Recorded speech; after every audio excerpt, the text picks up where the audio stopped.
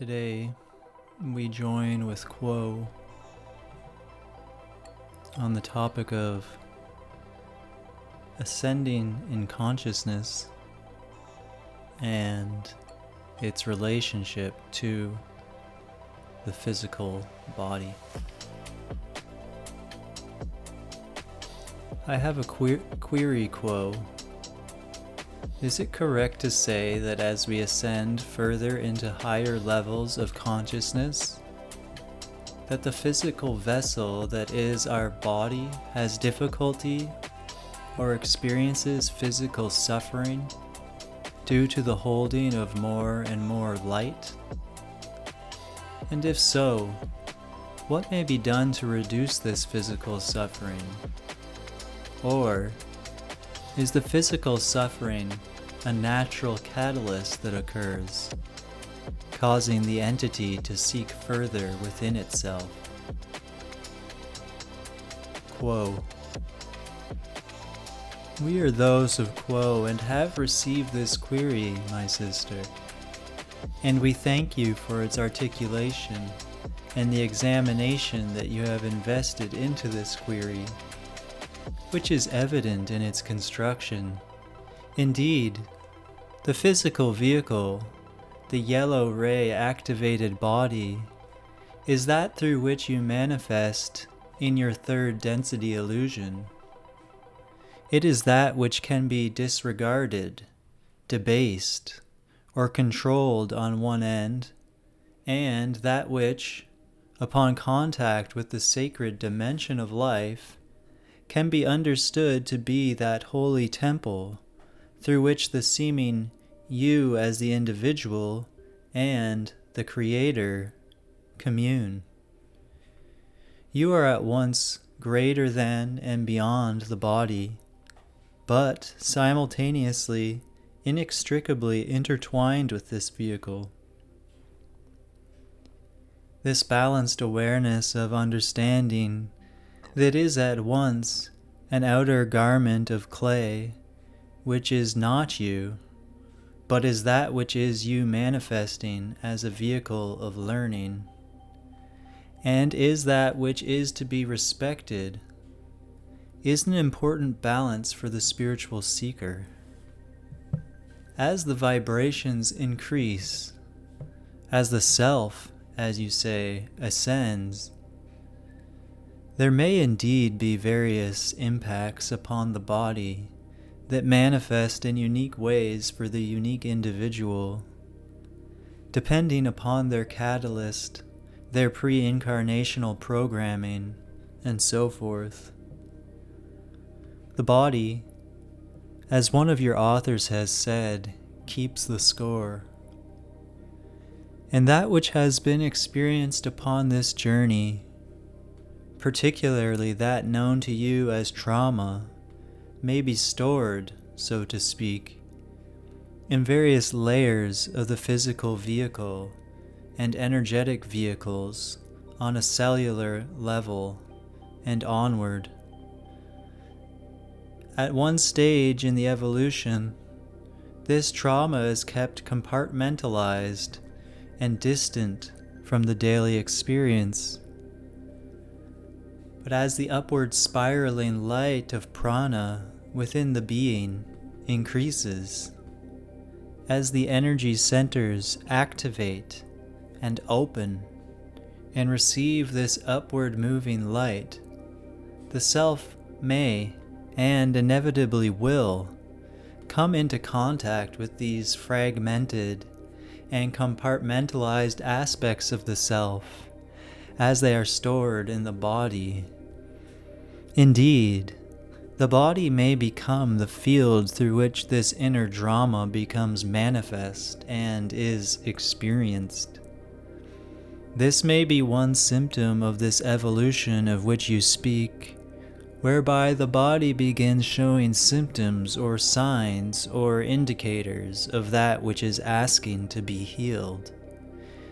And through the interface of the body, the hearkening to the clues within the symptoms, the seeking to understand the self and what might underlie these patterns on the physical vehicle, and how one may heal and accept and relate to the bodily condition with respect, one may come into contact with that which was forgotten or repressed, or come into contact with that aspect of the self which is asking for reintegration and healing. And the self may perform this work. Other selves may find that old ways of dancing in and through the body, in and through your illusion, may no longer be compatible with the higher vibrations of love and honesty and the sacred doorway which the seeker seeks. Particularly those substances which are of a toxic nature to the body, or those which may cause changes in consciousness as you experience it. The sensitivities of the seeker are different. The needs of the seeker are different.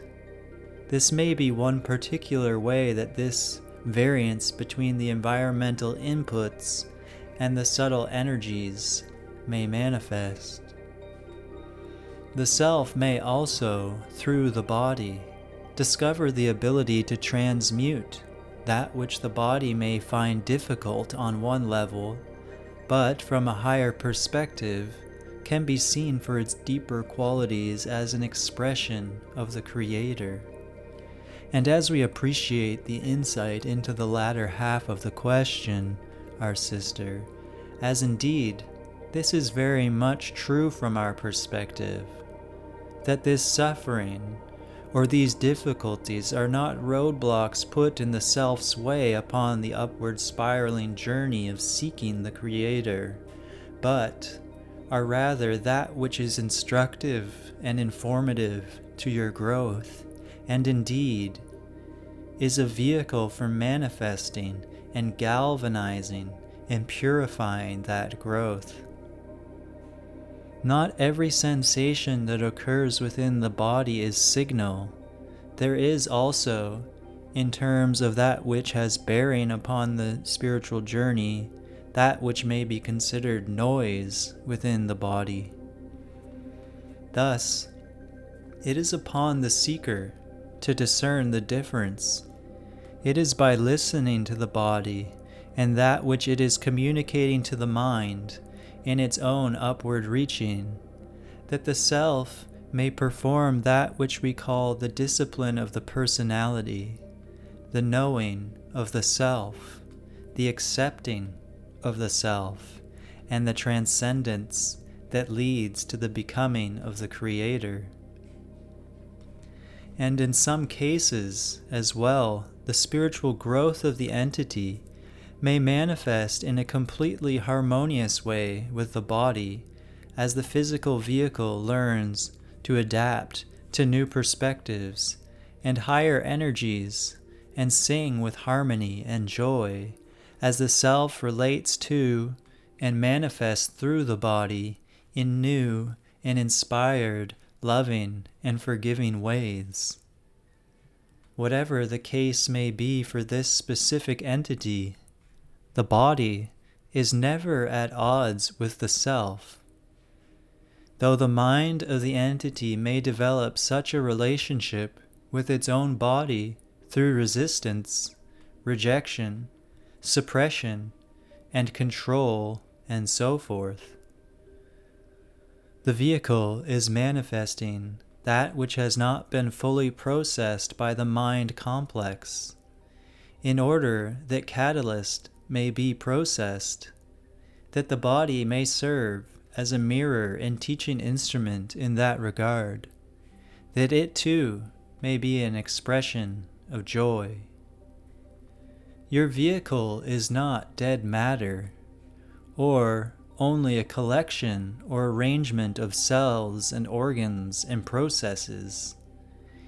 It too is an expression of the One, that when loved, respected, brought into the heart, whatever its seeming outer state of health or non-health, may sing with praise and then thanksgiving for the One, whether the self is bound to a hospital bed or has the freedom of movement and dance. And a second channeling. The physical body is a heavy chemical body.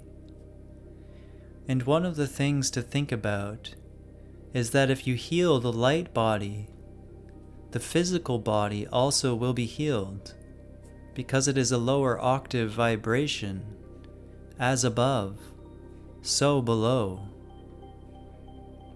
Aaron. I am Aaron. You have many, many aspects. Repeated use of the single word body makes it difficult. Your language does not give adequate choice of words.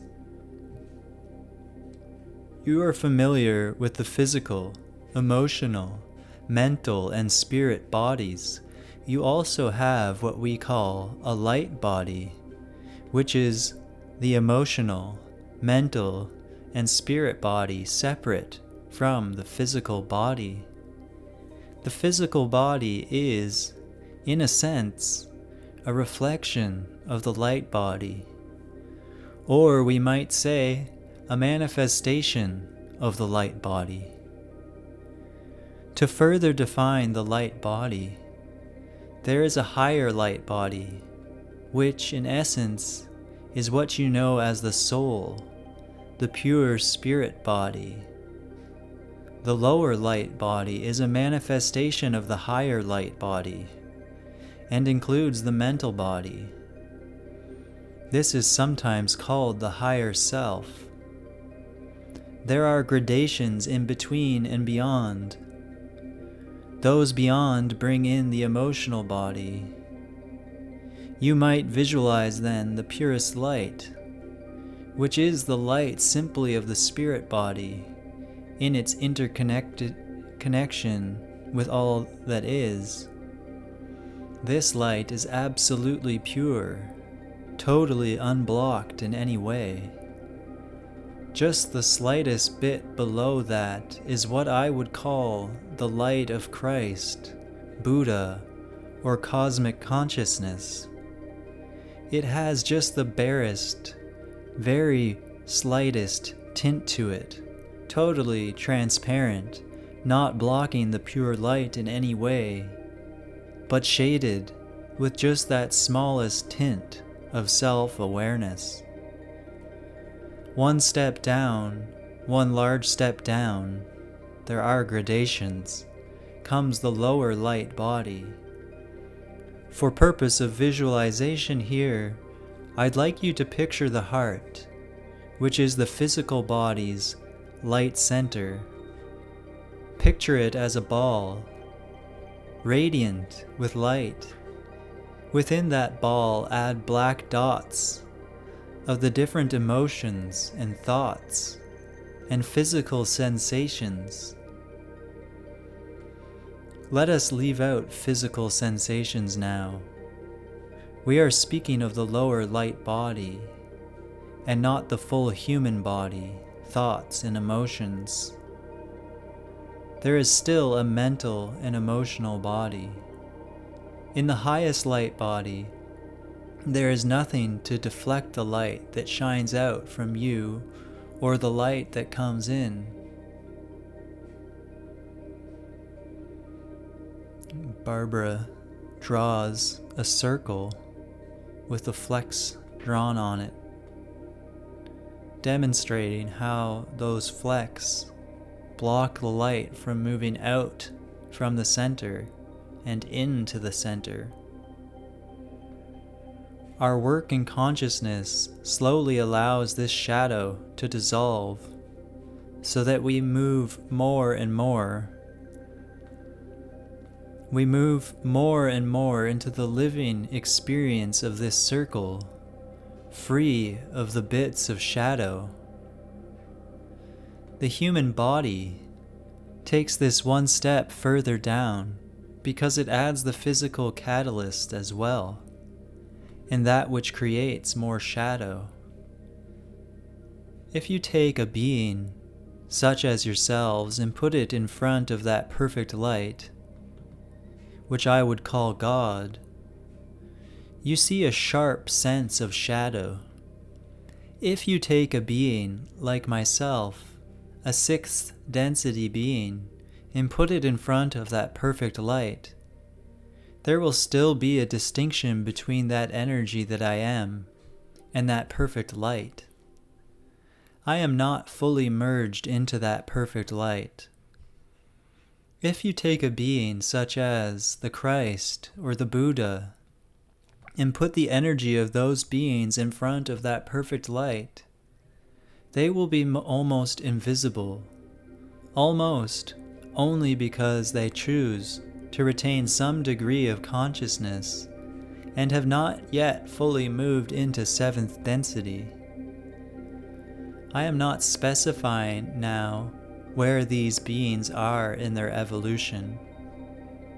A being that has moved into seventh or eighth density is not better than a being which chooses to remain at the borderlines of seventh density, so as to allow itself to be available to those of the lower densities, to allow its personal energy to be available.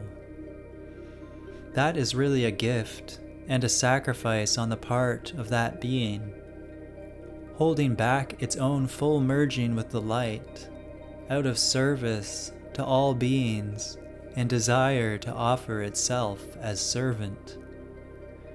The distortions of the physical body are reflections of the distortions of the higher light bodies. Thus, as Carla pointed out, when you clarify the distortions of the higher light bodies, often there is physical healing. There is disparity between the clarity of the higher light bodies and that of the physical body. You are here in physical form. Sometimes you create distortions for yourselves because you aspire to be something that you are not fully ready for. This is where you start to want to get rid of the heaviness of the physical or emotional bodies. You want to cling to being the higher self without having done the consciousness work to dissolve the shadow of the emotional and physical bodies. There must be harmony, or you fragment yourself. You do not get rid of the emotions, nor of any discomforting physical sensations. But as you find space for them and equanimity, non-reactivity to them, then you become able to work at the higher levels of light. The frequency vibration of these bodies is different. They also must be in harmony, like the strings of a musical instrument. If the higher level strings are perfectly in tune, but the heavier, coarser strings are out of tune, the instrument will play disharmoniously. The physical body will be at a lower frequency than the higher light bodies. You tune it, not to bring it up to that high pitch, but to make it harmonious to that high pitch, not by getting rid of the physical sensations, but by letting go of fear of the physical sensations. And the same for the emotional body. Then you become a harmonious whole, and as that harmonious whole, the frequency vibration of the connected body begins to raise the frequency vibration of the whole. This can only be as clear as the frequency vibration of the lowest aspect of it. If one aspect is discordant, the whole is discordant. So many of you have worked to clarify the energy of the mental and spirit bodies, but tend to want to disown the emotional and physical bodies. You work with the upper chakras and cast aside the work with the lower chakras, but it must come together.